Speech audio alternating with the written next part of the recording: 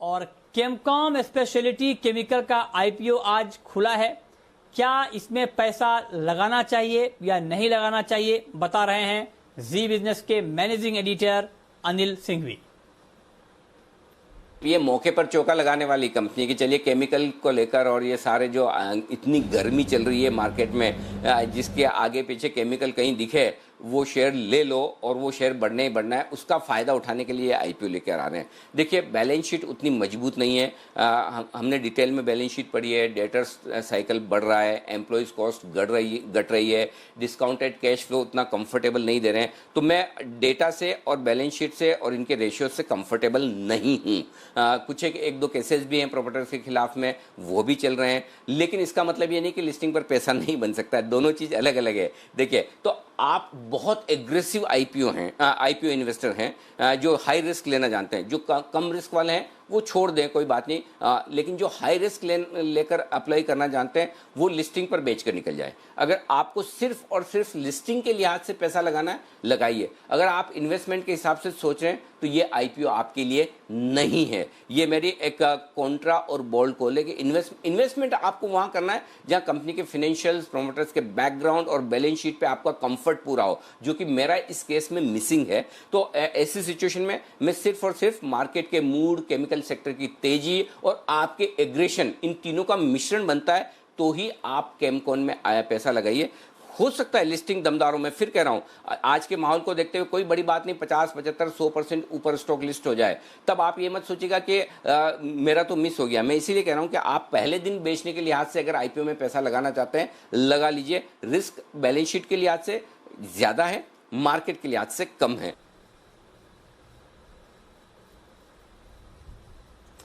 Okay, और इसके अलावा आज ही कैम्स का आईपीओ भी खुला है। कैम्स के आईपीओ में आपको क्या करना चाहिए, पैसे लगाने चाहिए, नहीं लगाने चाहिए, ये भी बता रहे हैं आपको जी बिजनेस के मैनेजिंग एडिटर अनिल सिंघवी। ये एक पोर्टफोलियो स्टॉक हो सकता है कैम्स का जो आईपीओ। देखिए, इसको आप है ना कंपेयर कीजिए सीडीएसएल से, डिपॉजिटरी से।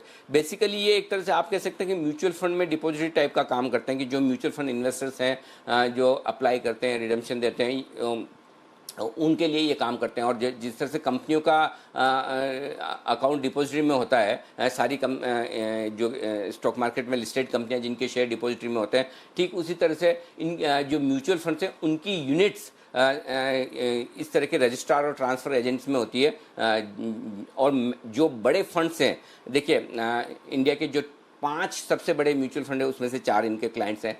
15 जो बड़े म्यूचुअल फंड्स हैं वो उनमें से 9 इनके क्लाइंट्स हैं, और कई सालों से कंपनी की सर्विसेज हैं, और one of the finest registrar ये हैं म्यूचुअल फंड्स के। बिजनेस बढ़िया है, आगे ग्रोइंग बिजनेस है। म्यूचुअल फंड इन्वेस्टर्स जिस तरह से बढ़ रहे हैं, इनका कारोबार बढ़ेगा, तो कारोबार बढ़ने वाला है। वैल्यूशंस रीजनेबल हैं। मैं इनके वैल्यूशंस को सीडीएसएल से कंपेयर कर रहा हूं, और सीडीएसएल के मुकाबले में इनके वैल्यूशंस थोड़े से बेहतर हैं, तो इन्होंने लिस्टिंग पर गुंजाइश भी छोड़ी है। अब यहाँ पर राय सिर्फ ये है कि आप सिर्फ और सिर्फ लिस्टिंग गेन के पर पैसा कमाने के लिहाज से अप्लाई कर रहे हैं तो छोटा लिस्टिंग गेन मिल सकता है, कोई 15% से 10% से 20% का। 10 से 20% के लिस्टिंग गेन से आप संतुष्ट हैं, ज़्यादा मिल जाए अच्छी बात है। अगर उससे संतुष्ट हैं तो लगा लीजिए, और अगर आप सालाना 15%, 20% कंपाउंडेड रिटर्न से संतुष्ट है, तब भी ये ऐसा स्टॉक है जो आपके पोर्टफोलियो में होना चाहिए। तो मैं ये कहूँगा कि इससे लगाइए आप पोर्टफोलियो में रखने के हिसाब से, और अगर आपका पैसा बन जाए लिस्टिंग पे बड़ा तो ठीक है, नहीं बना तो कोई बात नहीं। ये अच्छी क्वालिटी का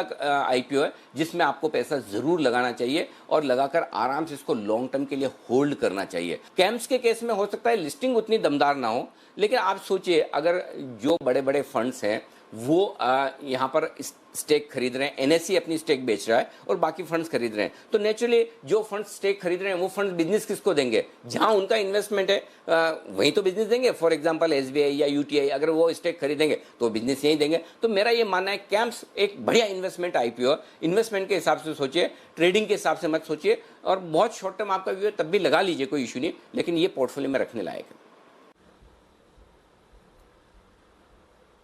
तो ये आईपीओ पर आपके लिए एक शानदार राय आपने सुनी, लेकिन आगे बढ़ते हैं। अब बात करते हैं बाजार की। कारोबारी हफ्ते के पहले दिन शेयर बाजार में तेज गिरावट देखने को मिली। सेंसेक्स 812 अंक गिरकर 38,034 के स्तर पर बंद हुआ।